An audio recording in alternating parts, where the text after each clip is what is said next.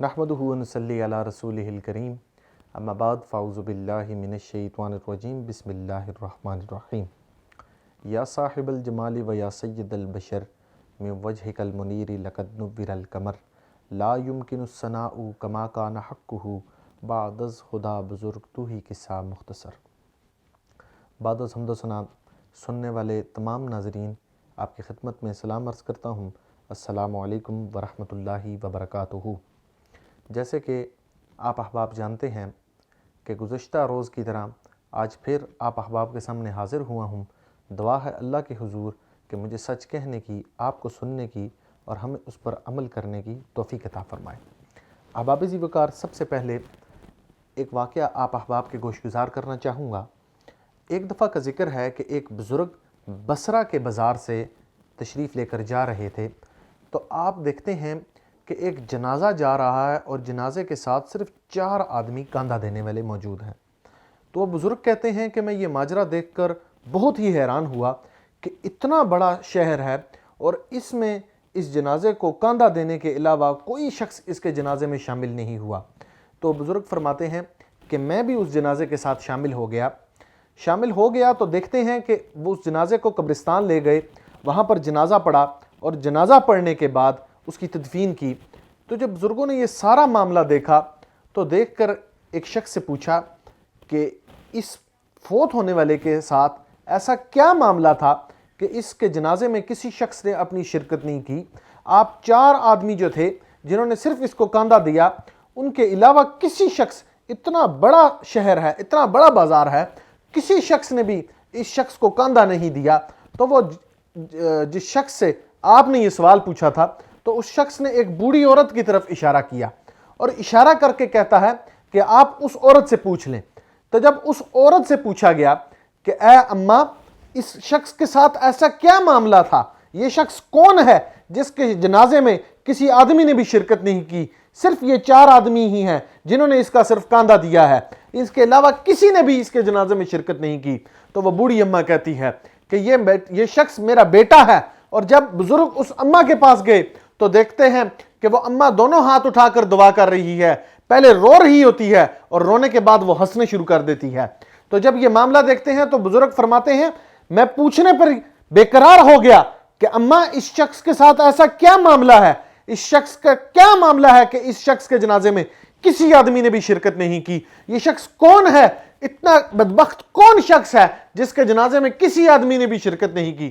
تو وہ اماں کہتی ہے کہ یہ شخص میرا بیٹا ہے، اور اماں کہتی ہے کہ یہ شخص میرا بیٹا ہے اور یہ اتنا گنہگار ہے، اتنا بڑا گنہگار ہے، کوئی ایسا گناہ نہیں جو اس نے اپنی زندگی میں نہ کیا ہو، کوئی ایسا گناہ برا فعل نہیں جو اس نے اپنی زندگی میں سرزد نہ کیا ہو۔ یہ شخص میرا بیٹا ہے اور میرے بیٹے ہونے کی وجہ سے جب بیٹا مر رہا تھا تو مرتے وقت اس شخص نے توبہ توبہ کی صدائیں لگائی۔ اس کی اماں کہتی ہے کہ بیٹا، تو نے ساری زندگی ایسا کوئی عمل نہیں کیا نیکی کا، اور ساری زندگی تو گناہوں میں اپنی زندگی تو نے ڈالی رہی، تو ساری زندگی گناہوں کی طرف توجہ دے کر بیٹھا رہا۔ تو اس اماں نے کہا کہ اس کے بیٹے کے اتنی بیماری طاری ہوگی، اس اماں کے بیٹے پر اتنی بیماری طاری ہوگی کہ بیماری کی حالت میں اس کے حلق سے ایک دانہ نیچے نہیں اتر رہا تھا، اس کے حلق سے پانی کا ایک قطرہ نیچے نہیں اتر رہا تھا۔ تو اماں نے کہا کہ بیٹا دیکھ لے، تو نے ساری زندگی کوئی نیک عمل نہیں کیا، ساری زندگی کوئی ثواب کا کام نہیں کیا، تو ساری زندگی گناہ کرتا رہا، تو دیکھ لے اللہ پاک نے تجھے کیسے بیماری میں مبتلا کر دیا ہے، وہ تیری بخشش نہیں کرے گا۔ تو اس اماں کے بیٹے نے کہا کہ اماں، اگر اللہ پاک نے میری بخشش نہ کرنی ہوتی تو مجھے بیماری میں مبتلا نہ کرتا۔ بیمار شخص اللہ کے قریب ہوتا ہے اور اس کے گناہ جھڑتے رہتے ہیں۔ تو وہ شخص اس اماں کا بیٹا یہ بات کہتا ہے کہ اماں، کہ مجھے اللہ نے اگر بخشش نہ دیتی ہوتی تو وہ بیماری کے ذریعے میرے گناہوں کو کیسے جھڑتا۔ تو اللہ پاک کے اس مبارک مہینے میں ہمیں بھی چاہیے کہ ہم نیک عمل کریں۔ یہ ماہ رمضان المبارک کا مہینہ چل رہا ہے، ہمیں چاہیے کہ ہم زیادہ سے زیادہ ثواب کا کام کریں۔ تو اپنے مضمون کی طرف آتے ہیں۔ وہ شخص جو بیماری کی حالت میں پڑا ہوا تھا، جس شخص کے گلے سے ایک تنکا تک اتر نہیں رہا تھا، تو اس شخص کی اماں کہتی ہے کہ بیٹا دیکھ لیا، تو نے ساری زندگی جو گناہ کیے ان کا یہی صلہ تجھے میرے رب نے دیا ہے۔ تو وہ شخص کہتا ہے کہ اماں، اگر اللہ پاک نے میری مغفرت نہ کرنی ہوتی تو وہ مجھے بیماری میں مبتلا نہ کرتا، بیماری کے ذریعے میرے گناہوں کو نہ جھاڑتا۔ اور اس شخص کی یہ اپنی ماں کو نصیحت تھی کہ جب میں مر جاؤں تو یہ جو انگوٹھی میرے ہاتھ میں ہے جس کے اوپر یہ بات لکھی ہوئی ہے کہ لا الہ الا اللہ محمد الرسول اللہ، یہ انگوٹھی میرے ہاتھ میں پہنا دینا اور پھر میری تدفین کرنا۔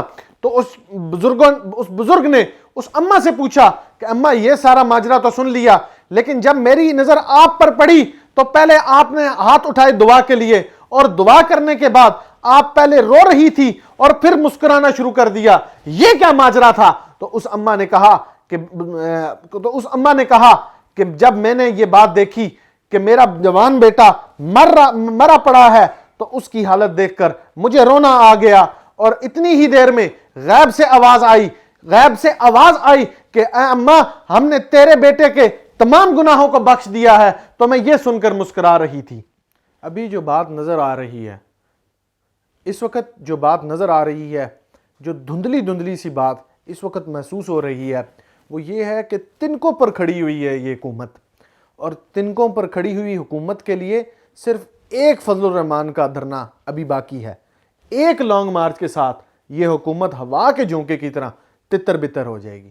جمعرات کے دن آئی ایم ایف کے دوسرے وفد نے وزیر خزانہ، governor state bank, chairman F P R اور دیگر حکام سے ملاقات کی، جس میں آئی ایم ایف کے قلیل مدتی قرضوں پر پروگرام کی تیسری اور آخری قسط کے سلسلے میں جائزہ مذاکرات ہوئے، اور وزارت خزانہ سے جاری المیہ میں بتایا گیا کہ دوسرے نجائز مذاکرات 18 مارچ تک جاری رہیں گے، جس کے لیے پاکستان نے تمام اہداف مکمل کیے ہیں۔